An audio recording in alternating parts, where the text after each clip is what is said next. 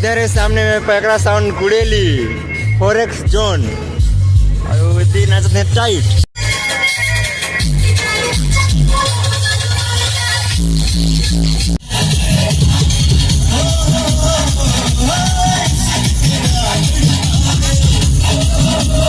भैया ऑपरेटर हाय करा हाय करा।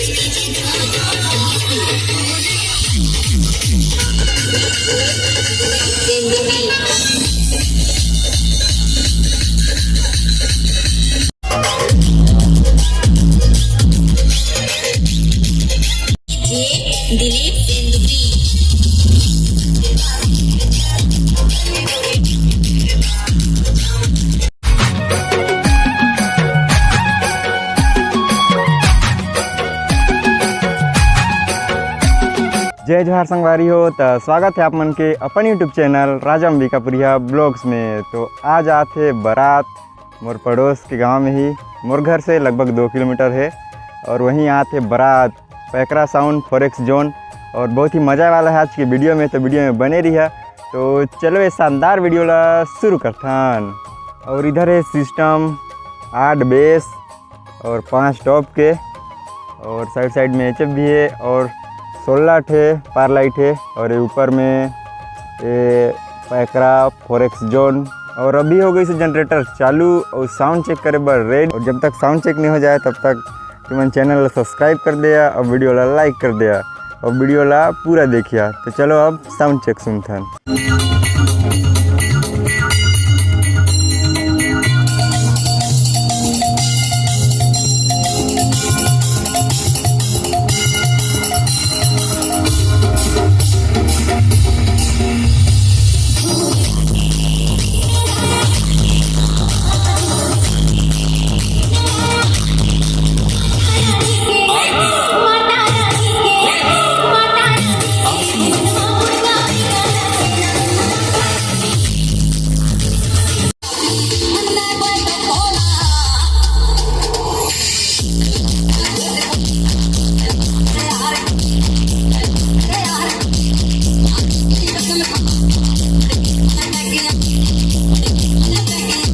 इधर है सामने में पैकरा साउंड कुडेली फॉरेक्स जोन और नाचते हैं टाइट।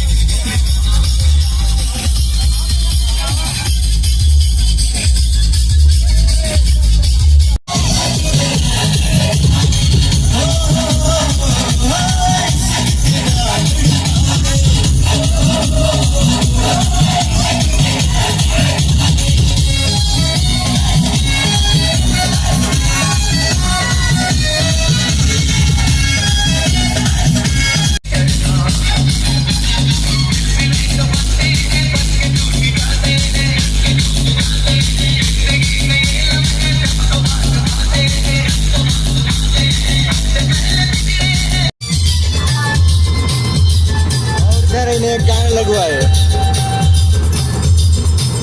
अरे भैया ऑपरेटर हाय करा हाय करा।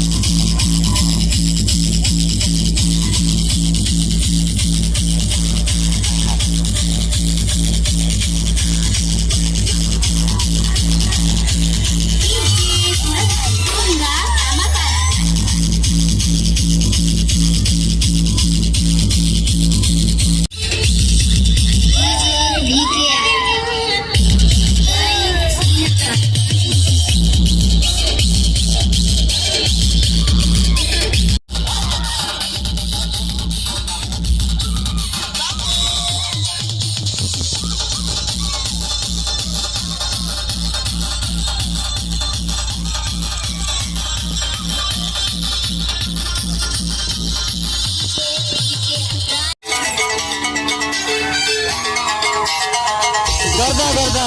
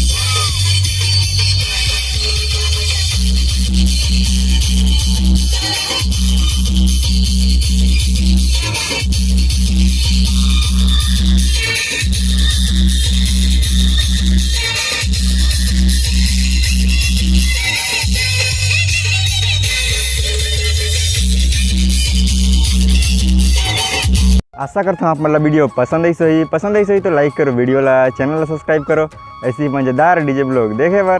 तो ठीक है, फिर मिल जाना मन से नेक्स्ट वीडियो में। तब तक के लिए जय जवाहर छत्तीसगढ़, जय हिंद।